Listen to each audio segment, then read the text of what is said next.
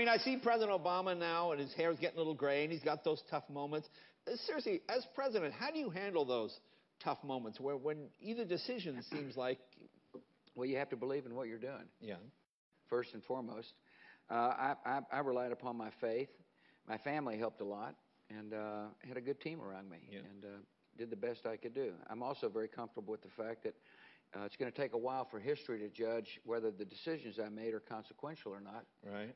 And therefore, I'm not too worried about it. In other words, I read some biographies of law.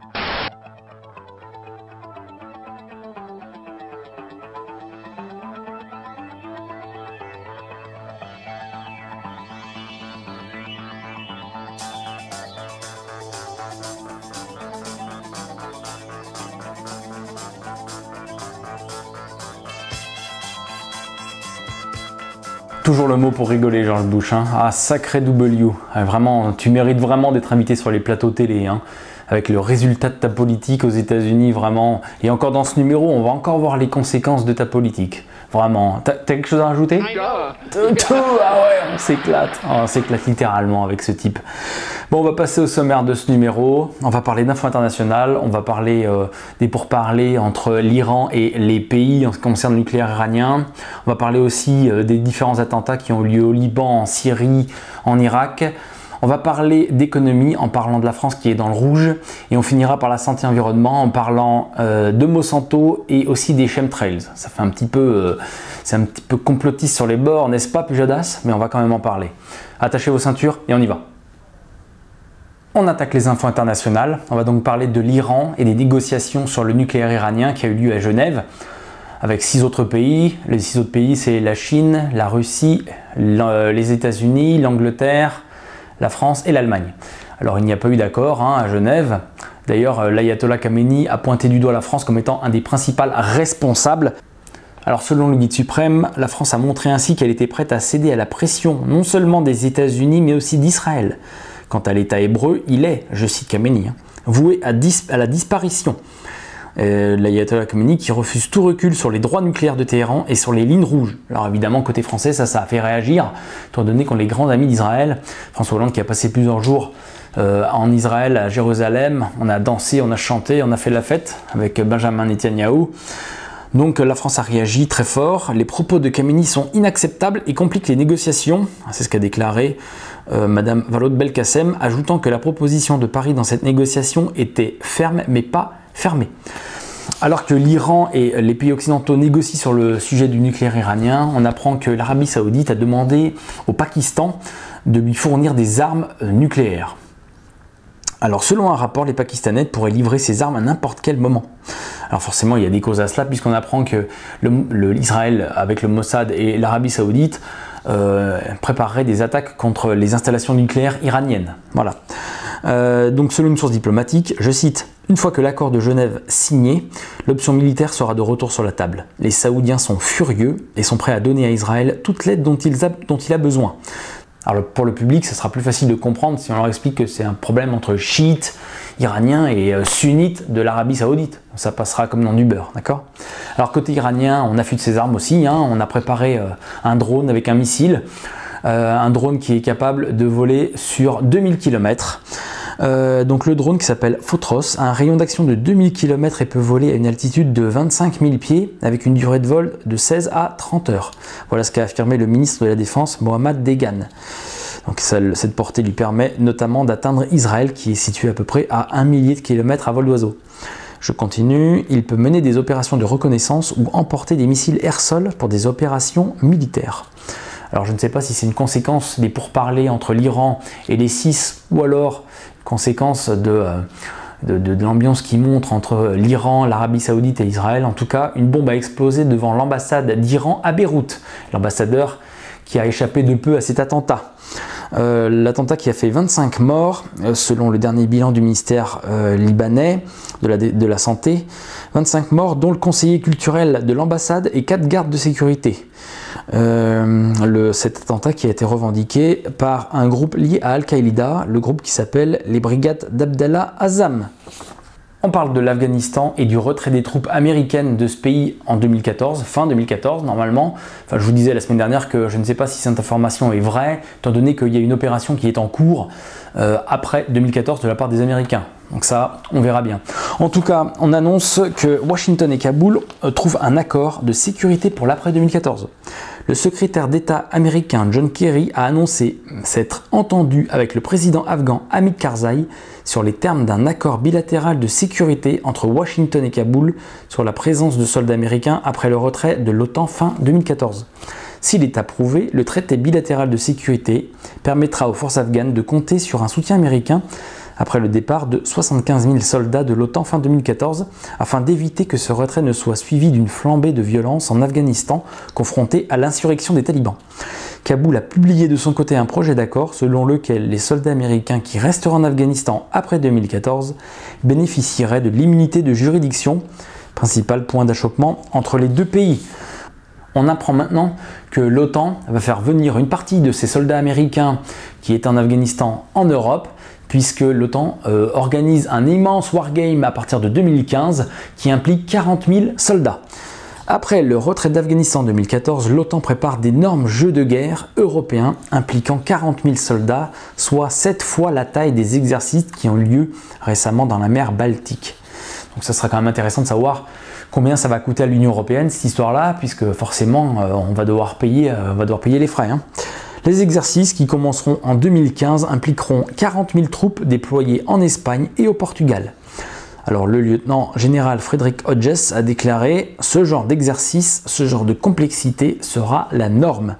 Ces exercices ne sont que les premiers d'une série. » Alors la principale raison donnée par l'OTAN est que les troupes doivent rester fortes et travailler leur interopérabilité, en particulier après l'Afghanistan, dans des périodes d'inactivité militaire.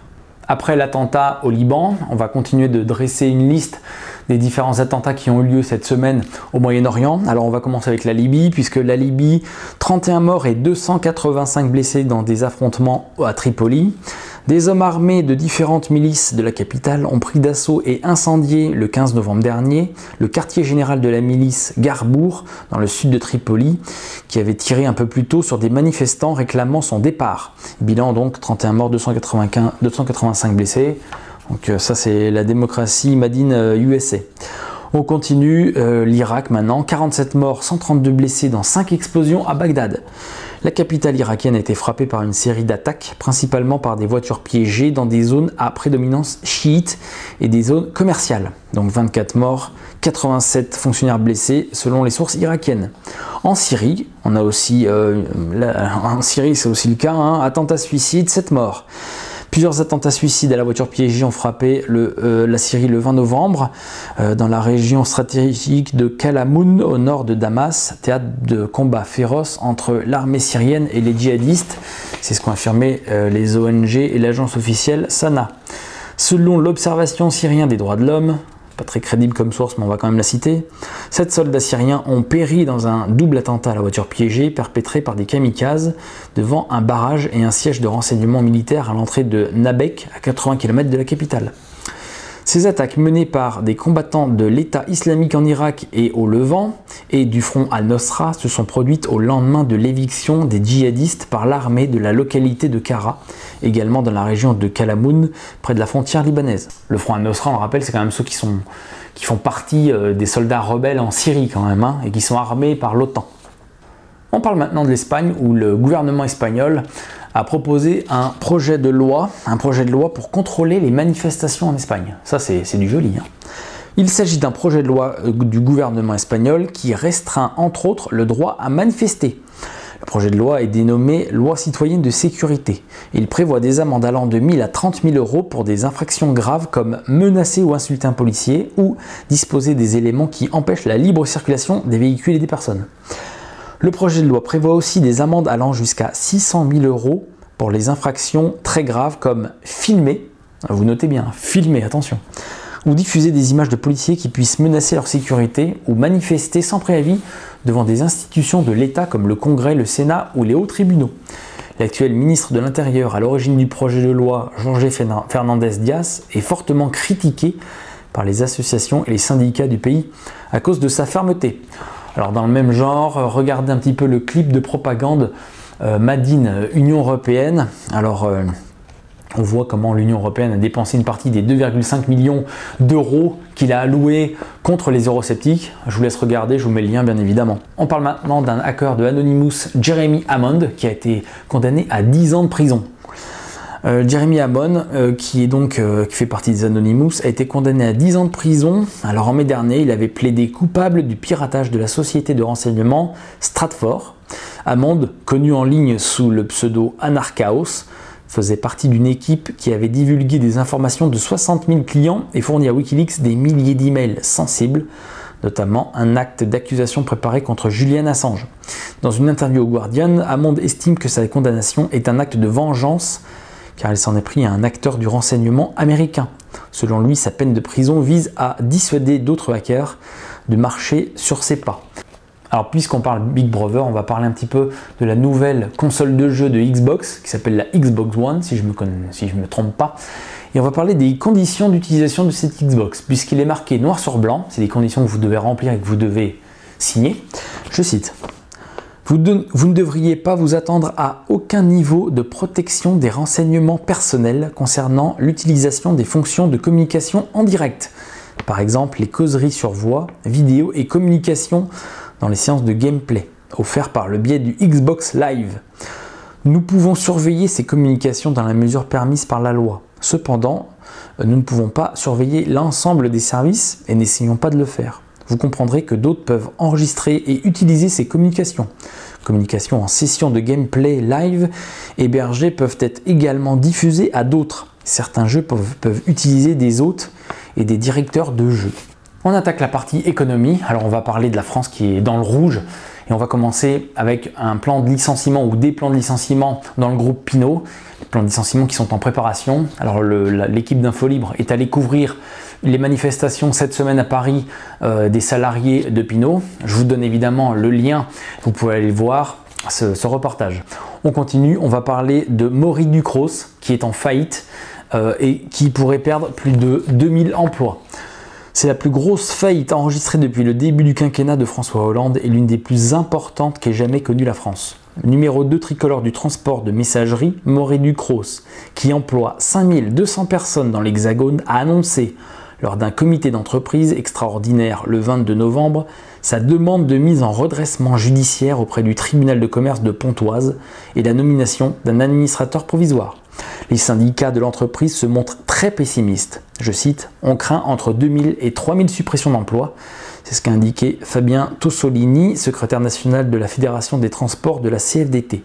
Selon les syndicats, Maury Ducros ferait travailler, outre ses 5200 salariés, quelques 2000 personnes en sous-traitance. Voilà. On continue et l'Union européenne qui accorde le droit à la France de verser 150 millions d'euros pour la construction de l'aéroport Notre-Dame-des-Landes.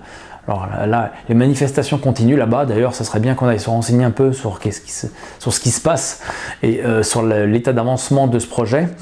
Alors, 150 millions d'euros, tel est le montant de la subvention que l'État a l'intention de verser à l'aéroport du Grand Ouest, la filiale de Vinci, pour la construction du contesté aéroport Notre-Dame-des-Landes.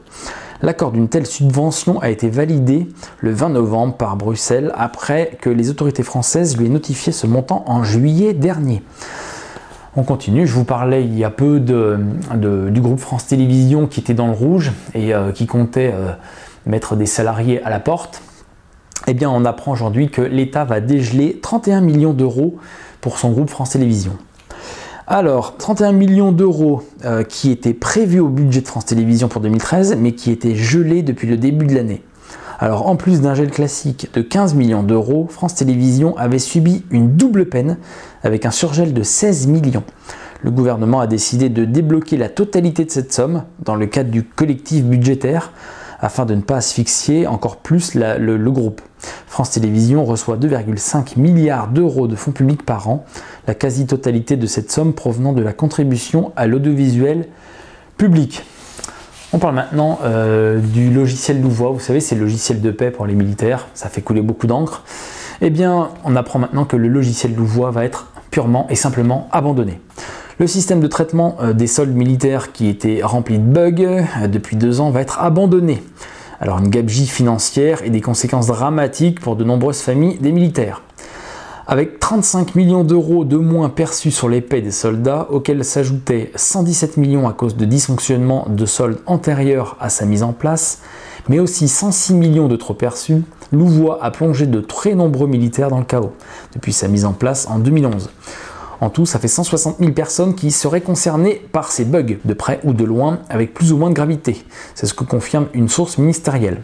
Alors au départ, il faut se rappeler que le logiciel Louvois a été développé et a été acheté pour une somme de 6 millions d'euros. Donc tout ça, directement à la poubelle. On parle de Bernanke maintenant, vous savez, le président de la Fed, qui va quitter ses fonctions en janvier prochain. Il va laisser la place à Janet Yellen. Voilà. Alors dans un discours d'adieu qui a eu lieu à Washington au National Economist Club, il a dit, je cite, « La reprise économique a encore du chemin à faire.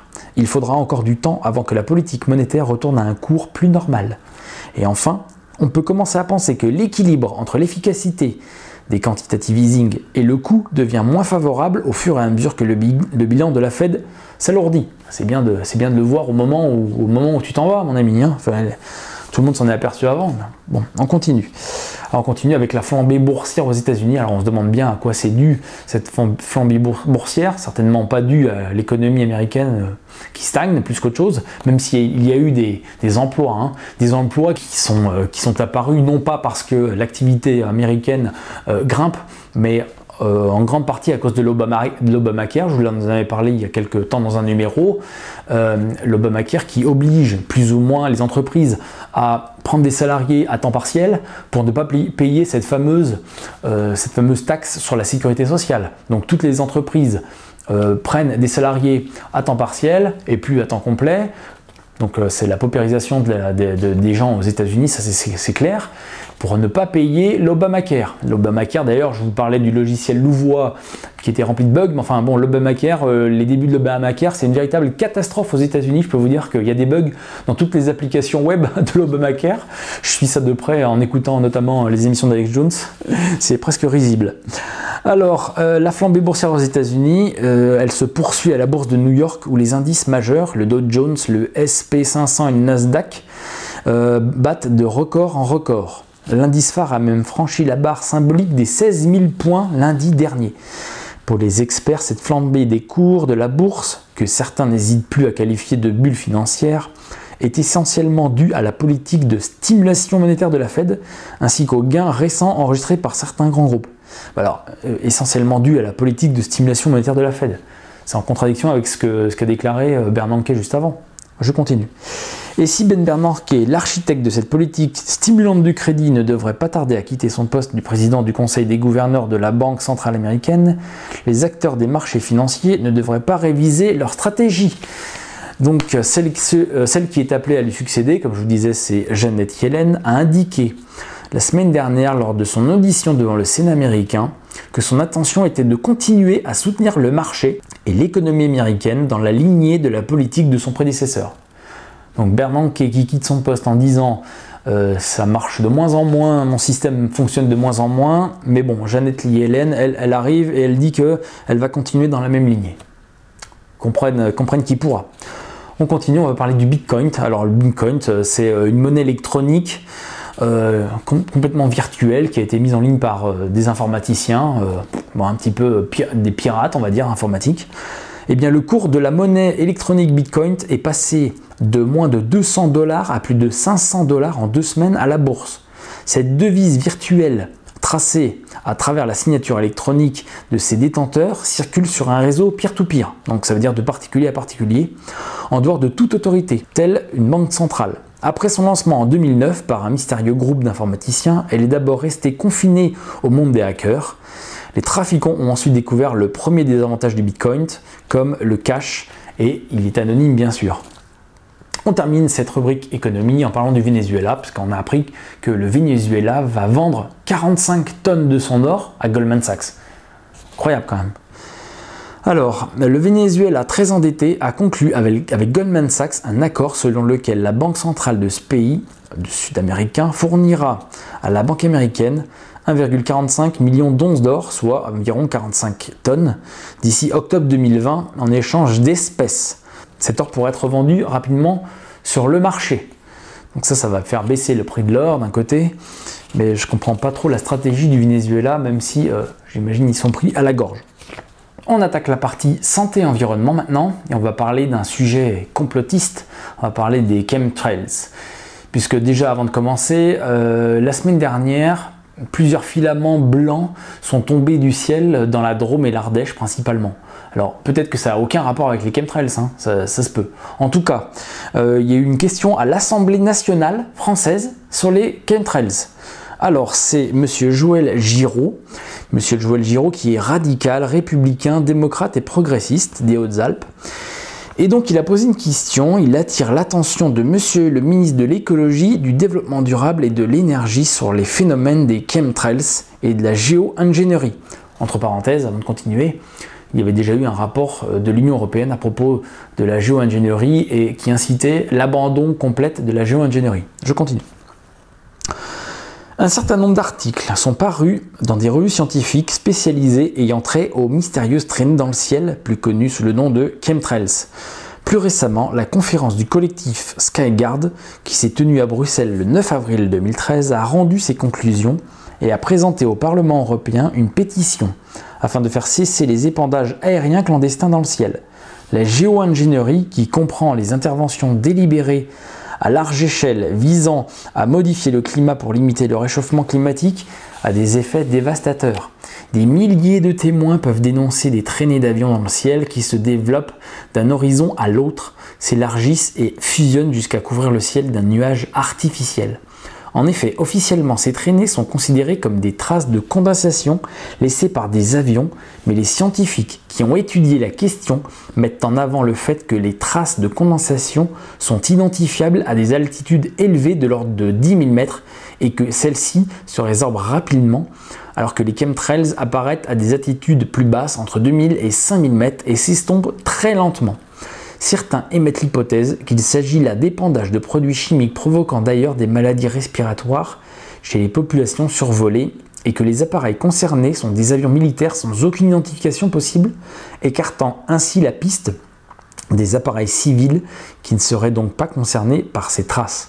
Aussi, il lui demande de bien vouloir lui faire savoir si des études ont été diligentées par le gouvernement afin d'apporter des réponses précises aux questions légitimement posées. Voilà, donc on va bien évidemment suivre la réponse de très près. On va voir un petit peu ce que va raconter le ministre de l'écologie et du développement durable. On continue, on va parler de la consommation des sodas maintenant, qui apparemment ne sont pas du tout bonnes pour notre santé. Alors, le Coca-Cola et toutes les boissons gazeuses sucrées de la même famille ne sont pas les meilleures pour la santé. Selon une récente étude menée par l'université Makerere à Sydney, elle pourrait même modifier profondément le cerveau. Une étude a montré que consommer une boisson sucrée sur le long terme mène à l'hyperactivité et à l'altération de centaines de protéines présentes dans le cerveau. Des modifications cérébrales identiques ont été constatées chez les malades du cancer ou chez les gens souffrant d'Alzheimer. La recherche a été menée sur des rats, mais selon les scientifiques australiens, elle indique sans aucun doute que la consommation de ces boissons a des conséquences sur notre santé physique et mentale. Je cite. Ces boissons représentent une proportion importante de l'apport calorique quotidien de beaucoup d'adultes, ça alarme les scientifiques, mais elles provoquent des changements durables du comportement et un changement profond de la chimie du cerveau. Si vous avez soif, buvez de l'eau. Alors si cette dernière étude se concentrait sur le cerveau, on sait déjà que les boissons gazeuses jouent un rôle dans les crises cardiaques, le diabète, la prise de poids, la fragilité des os, le cancer du pancréas et de la prostate, et de la faiblesse musculaire, et on en passe. Voilà, alors à bon entendeur. On continue et on va parler de la crise climatique maintenant, puisque selon une étude, 90 entreprises dans le monde provoquent les 2/3 des émissions de gaz qui provoquent le soi-disant réchauffement climatique. La crise climatique du XXIe siècle a été provoquée en grande partie par juste 90 entreprises, ce qui ont produit près des 2/3 des émissions de gaz à effet de serre générées depuis l'aube de l'ère industrielle. Ça, c'est selon une recherche dont la moitié de ces gaz ont été émis lors de ces 25 dernières années. Alors, je vous donne 20 de ces entreprises. La première, c'est Chevron, ExxonMobil, Saudi Aramco, BP, Gazprom, Royal Dutch Shell, National Iranian Oil Company, Pemex, ConocoPhillips, Petroleos, Coal India, Peabody, Total, PetroChina, je continue, Kuwait Petroleum, Abu Dhabi, Sanotrach, Consol Energy, BHP, Billiton et Anglo. Voilà, ça c'est les 20 apparemment entreprises les plus pollueurs. Donc écoutez, là-dedans on trouve bien évidemment toujours un peu les mêmes noms, hein, toujours les entreprises, les multinationales de pétrole, hein, Chevron, Exxon, Total, Saudi Aramco, BP, enfin Gazprom, etc. Pas de mystère et pas de surprise non plus là-dedans. On continue et on va parler de l'accord du libre-échange transatlantique qui touche la sécurité alimentaire. Alors que les négociations sur le futur accord de libre-échange entre la Commission européenne, les États-Unis et le Canada ont démarré cet été, des voix se lèvent pour contester ce partenariat qui, négocié dans la plus grande opacité, menace les normes protégeant l'environnement, l'alimentation et la santé des citoyens européens au profit des multinationales. Alors, en matière de sécurité alimentaire et sanitaire, les multinationales américaines et canadiennes pourront exporter dans l'Union européenne des viandes hormonées ou chlorées, des OGM ou encore des produits comportant des pesticides dont l'utilisation est actuellement interdite. Ça, je vous l'avais déjà dit plusieurs fois dans d'anciennes vidéos. D'ailleurs, il y a beaucoup de monde qui m'était tombé dessus à l'époque quand j'avais dit que le partenariat transatlantique favoriserait l'import de viande hormonée des États-Unis. Le nombre de gens qui me sont tombés dessus en me disant que c'était la théorie du complot. Voilà le résultat. Je continue. En matière environnementale, c'est notamment l'interdiction de la fracturation hydraulique qui ne pourra pas résister longtemps aux entreprises du secteur énergétique qui exploitent déjà massivement ces ressources outre-Atlantique, avec les conséquences environnementales et sanitaires que nous connaissons. On continue et d'ailleurs c'est le dernier sujet de cette vidéo, je vais vous parler de Monsanto en Argentine. Alors l'article est assez long, mais bon, je vais quand même vous en lire une petite partie parce que c'est vraiment, c'est incroyable. Monsanto en Argentine, un bilan accablant. La biotechnologie américaine a hissé l'Argentine au 3e rang des plus importants producteurs de soja. Mais les produits chimiques à l'origine de ce boom ne seront pas circonscrits aux seuls champs de soja, de coton et de blé. L'Associated Press a révélé des dizaines de cas où ces poisons sont utilisés de manière contraire à toutes les réglementations existantes. Et les médecins avertissent maintenant que l'usage incontrôlé de pesticides pourrait être la cause de plus en plus de problèmes de santé parmi les 12 millions d'habitants de la plus vaste zone agricole du pays. Dans la province de Santa Fe, cœur de l'industrie du soja, le nombre moyen de cancers est 2 fois supérieur à la moyenne nationale. Dans le Chaco, la province la plus pauvre du pays, les enfants ont 4 fois plus de risques de naître avec de graves troubles congénitaux depuis ces 10 dernières années, marquées par l'expansion dramatique d'une industrie agricole liée aux biotechnologies. Connue autrefois pour sa viande de bœuf issue de ces vastes prairies, l'Argentine a subi une remarquable mutation depuis 1996 quand la compagnie Monsanto, domiciliée à Saint-Louis aux États-Unis, vendit la promesse de meilleurs rendements avec moins de pesticides grâce à ses semences et ses produits chimiques. Aujourd'hui, tout le soja argentin, mais aussi la plus grande partie de son blé et aussi de son coton, sont issus de semences génétiquement modifiées. La culture de soja a triplé pour atteindre 47 millions d'acres, environ 19 millions d'hectares. Et comme aux États-Unis, le bétail est maintenant nourri de soja et de céréales dans des parcs d'engraissage. Mais lorsque les insectes et les mauvaises herbes devinrent à leur tour résistants, les agriculteurs multiplièrent par 9 la charge en produits chimiques, passant de 9 millions de gallons, environ 40 millions de litres en 1990, à 378 millions de litres aujourd'hui. Et surtout, les agriculteurs argentins épandent aujourd'hui 4,3 livres de concentré de pesticides par acre, soit environ 5 kg à l'hectare, 2 fois plus que les agriculteurs américains. Une étude épidémiologique portant sur 65 000 personnes à Santa Fe, conduite par le docteur Damian Vezenasi de l'Université nationale de Rosario, a révélé un taux de cancer de 2 à 4 fois plus élevé que la moyenne nationale, ainsi que des problèmes thyroïdiens, respiratoires et autres affections rarement observées autrefois. Voilà pour l'Argentine, voilà pour le résultat, voilà pour les Monsanto. Et n'oubliez pas, hein, le traité transatlantique, bien sûr, hein, les Américains vont nous envoyer toutes ces saloperies, bien sûr, pour nous. On va en profiter, vous inquiétez pas pour nous. Voilà, c'est terminé pour cette vidéo. Je vous remercie pour votre attention. Allez voir bien évidemment toutes les vidéos qui ont été mises en ligne cette semaine par l'agence Infolibre. Il y en a pas mal, dont le reportage dont je vous parlais sur les salariés de la Redoute, dont l'interview de Karen Hughes, très importante à écouter. Chacun peut se faire son idée là-dessus. Qu'est-ce qui vous attend la semaine prochaine sur l'agence Infolibre? Regardez. Et il y a autre chose. Et pour vous le décrire, je vais me baser sur les travaux de deux historiens, François Furet et Augustin Cochin. Augustin Cochin nous dit ceci. À partir des années 50 du XVIIIe siècle, ont émergé des nouveaux circuits de sociabilité. Ces circuits de sociabilité, qui étaient des véritables fabriques d'opinion, étaient les sociétés de pensée.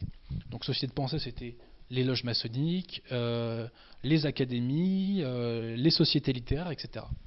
Donc tout ce monde des sociétés de pensée, des décennies durant, ont fomenté une nouvelle, je cite, légitimité politique et culturelle. Et pendant ce temps-là, les institutions de l'Ancien Régime dépérissaient complètement et plus personne n'y croyait. Et François Furet nous dit que dans les dernières décennies de l'Ancien Régime, les institutions de l'Ancien Régime étaient un théâtre d'ombre. Aujourd'hui, nous vivons un phénomène extrêmement similaire. Les Français ne croient plus, ou en tout cas de moins en moins, aux institutions traditionnelles, aux hommes politiques, aux journalistes, etc. Et parallèlement, sur Internet joue le rôle des sociétés de pensée en fait, sur Internet se fabrique une nouvelle opinion publique, se fabrique une nouvelle légitimité politique et culturelle. Et d'ailleurs, on voit le système en train de paniquer complètement. Pensez donc à la fameuse répression médiatique, ou à la contre-offensive médiatique sur la fameuse quenelle. On ne parle que de ça aujourd'hui, ce qui est complètement irrationnel, d'un certain point de vue. Parce qu'au jour d'aujourd'hui, c'est absolument inoffensif, la quenelle, pour le système. Mais pourquoi le système panique sur cette question? Parce qu'il a compris qu'une nouvelle opinion publique était née, et qu'il n'avait pas de prise sur ces opinions publiques. Que ces moyens traditionnels de contrôle social ne fonctionnaient pas. Le système a compris qu'il avait perdu prise. Il a compris que quelque chose est né qui lui échappe. C'est exactement ce qui s'est passé avec la nouvelle légitimité politique et culturelle au XVIIIe siècle. Les institutions traditionnelles de l'époque ont été absolument incapables, enfin les institutions de l'époque déjà ont paniqué et ont été incapables de museler cette nouvelle opinion publique. Alors, la nouvelle opinion publique d'aujourd'hui qui est en train de naître sur Internet n'est pas consolidée, j'ai envie de dire. Elle va de riposte laïque à Dieudonné, si vous voulez. Donc c'est très large. Ce que chacun d'entre vous, globalement, tous les gens de bonne volonté doivent faire, c'est de peser autant que se peut sur cette nouvelle légitimité politique et culturelle qui est en train de naître et qui n'en est qu'à ses débuts, hein, qui grandit de façon exponentielle d'année en année, de peser un maximum dessus pour imprégner sur cette nouvelle opinion publique des idées antimondialistes, hostiles à l'anti-France, dissidentes, nationales, on appelle ça comme on veut. Alors un autre aspect, on pourrait dire, oui, mais c'est... Alors ça, c'est le problème que j'ai avec la gauche. La gauche va dire, ouais, mais c'est la lutte contre... Hein, c'est édité par contre-culture, donc c'est lié à égalité et réconciliation, donc à Soral, etc., la lutte contre le fascisme, etc. Et à ça, je répondrai plusieurs choses. Premièrement, on ne lutte pas par le fascisme par des méthodes fascistoïdes. J'ai pas envie de crier au fascisme parce que les gens crient tout le temps au fascisme. Mais enfin, brûler des livres, c'est quand même pas... je sais pas, si c'était d'autres livres qu'on brûlait, on dirait que ça nous rappelle les heures les plus sombres de notre histoire. Et donc, moi, je trouve pas ça des méthodes appropriées. En plus, évidemment, comme j'ai dit, c'est contre-productif, parce que ça ne fait qu'attirer l'attention sur des livres que peu de gens lisent de toute façon. Et alors, si on me dit que c'est une façon d'atteindre l'égalité et la réconciliation au portefeuille, alors je dirais, soyons honnêtes, faisons un procès en bonne et due forme, condamnant égalité et réconciliation, la dissoudre, comme on a dissous la Ligue communiste révolutionnaire dans le temps, ou condamnant les amendes, mais qu'on le fasse en bonne et due forme. Je ne suis pas pour, mais je dis au moins qu'on le fasse à la loyale, pas par la bande, en s'attaquant à des livres, etc. Et il faudrait au moins alors qu'on compare les arguments, qu'on ait un procès public sur cette question-là. Et donc, je trouve ces méthodes sont absolument scandaleuses, qui en plus la gauche, souvent même la gauche pro-palestinienne, ou qui veut une autre politique au Moyen-Orient, ne comprend pas les effets politiques que n'importe quel homme politique va comprendre, touche pas au lobby pro-israélien, parce qu'ils sont tout puissants, et ils viennent de le démontrer en arrivant à forcer la justice à une décision parfaitement arbitraire. Je ne comprends d'ailleurs pas pourquoi la justice a fait ça, mais ça c'est autre chose. Voilà, je vous remercie tous pour votre soutien. Évidemment, l'agence Info Libre est en train de se structurer, ça prend un petit peu de temps, mais vous inquiétez pas, on va bientôt être à un rendement bien supérieur à ce qu'on est aujourd'hui. Donc voilà, restez bien informés, restez bien connectés. Merci de supporter l'agence Info Libre. N'oubliez pas www.agenceinfolibre.fr. N'oubliez pas la page Facebook Agence Info Libre. N'oubliez pas la page YouTube. C'est info dont on parle peu, mais Agence Info Libre aussi. Le tweet Agence Info Libre. Voilà, vous avez tout ce qu'il faut pour nous suivre. Je vous remercie encore. Rendez-vous la semaine prochaine. Ciao.